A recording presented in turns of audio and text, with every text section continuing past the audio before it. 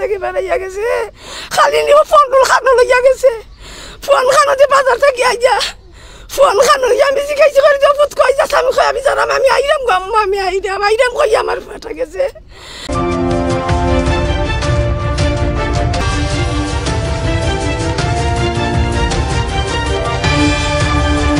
আমি প্রশাসনের কাছে বিচার চাই আমার বার আমার জাবেদার বিচার চাই আমার জাবেদার বিচার চাই দিবা আপনার কাছে আমার বাচ্চারে বালাটা বর্ণবাদে দিছে রাইকে বাজার থেকে আইয়া আমার বাচ্চা দুইটা বাচ্চা এতিম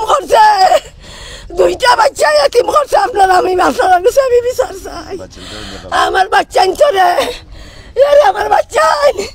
আমার বাচ্চা চলে এতিম করছে আপনারা তো দয়া করে দেখতা আমার বাচ্চা চলে দেখতা আমারও বাচ্চা কয় আমার দুধের বাচ্চা চলে এতিম করছে আপনারা প্রশাসনের এই বিচার আনতে চাই আমরা কোনের বদলা কোন চাই আমরা কোনের বদলা কোন চাই আপনার কাছে আমি মানতাম পারলাম না আমার ভিতরে কিতা করে বিরাট ভাগের বাইরে ভাই দুইটা বাচ্চা আল্লাহ দিছে ছোটো বাচ্চা তার বাইরে নিয়মবাদে তারা হত্যা করছে প্রশাসন সিআইডি সেনাবাহিনী সবার কাছে বিচার চাই আমরা উপযুক্ত আমরা বিচার চাই আসলে প্রত্যেকটা মানুষের মধ্যে একটা ভয় রয়েছে এবং সেই ভয়টাকে কাটিয়ে আনার জন্য প্রশাসনের উচিত হবে দ্রুত একটি ইনকোয়ারি করে প্রকৃতপক্ষে যারা অপরাধী আছেন তাদেরকে বের করে শাস্তির আওতায় এনে সর্বোচ্চ শাস্তি দেওয়া।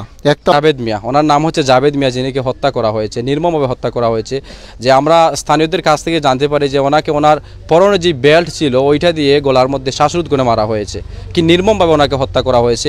প্রায় 3 দিন উনি নিখোঁজ ছিলেন, ওনাকে পাওয়া যায়নি। এরপরে কিন্তু একজন ওনার লাশ ব্রিজের নিচে দেখতে পেয়ে ওনাদেরকে অবগত করেন। এরপর থেকে কিন্তু চারিদিকে হৈহুল্লোড় শুরু হয় এবং ওনার লাশ উদ্ধার করা হয়।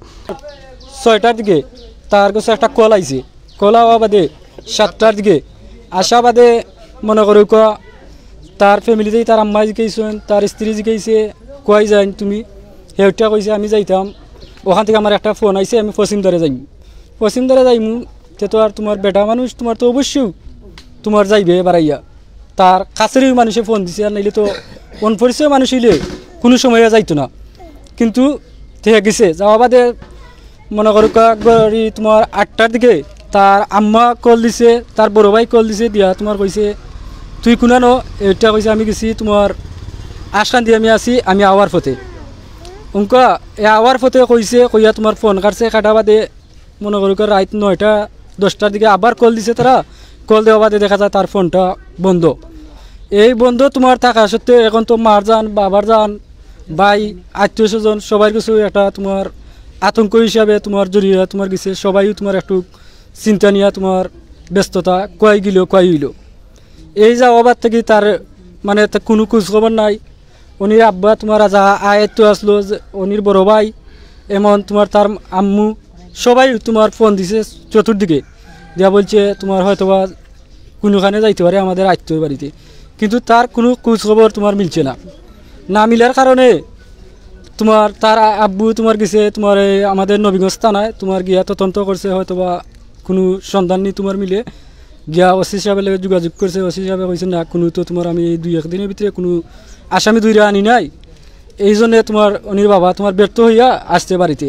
আশাবাদে তোমার গেছেন তোমার এই মৌলভীবাজার থানাত, বাদের দিনের গেছেন তোমার মৌলভীবাজার থানাত। তোমার যাওয়া বাদে অনির তোমার হইয়া তদন্ত করছেন, করা বাদে তোমার তার কোনো খোঁজখবর নাই। এখন কালকে গেছে, কাল শুক্রবার দিন তোমার 11টার দিকে আমরা তোমার সবাই যার জির তোমার নানান ধরনের পেশায় কাজে ব্যস্ত দেখা যায়। মনে করো এই আমরা এইখানে ধরে তোমার ফাঁসি গাছের তল এইখান দেখো, এর মাঝে ব্রিজের নিচে কয় এইখান দেখো হাসনখালি হয় পিট্টো, এমন তোমার বনগাঁওর মধ্যম স্থানে তোমার এটা একটা ব্রিজ আছে। এই ব্রিজের নিচে তোমার এই পিট্টো একজন তোমার চাচা আমাদের লাগে, তোমার আমরা চাচা বললে ডাকি, হয়তো বা তোমার মুসলিম একজনের হিসাবে আরেকজনে তোমার চাচা বললে তোমার সবাই। কিন্তু তাই ফোন দিছেন, তাই বড় ভাই তোমার কাছে তোমার হয়তো বা ফোন দিছেন। ফোন দেওয়া বাদে কইছেন মলান আমি গরু নিয়ে নিয়েছিলাম, অন্য মাঝে দেখছি একটা লাশ। কিন্তু তারা আজ তো 3 দিন ধরে তারা পাগলের মতন তোমার বেশে তোমার তারা টুকাইতেছেন উনিরে। কিন্তু উনির বড় ভাই তোমার গেছে দৌড়িয়া, ছোটো ভাই তোমার গেছে, উনির বাবা গেছিলেন তোমার মৌলভীবাজার থানায়, উনি তদন্ত করতে উনি রওনা দিছিলেন।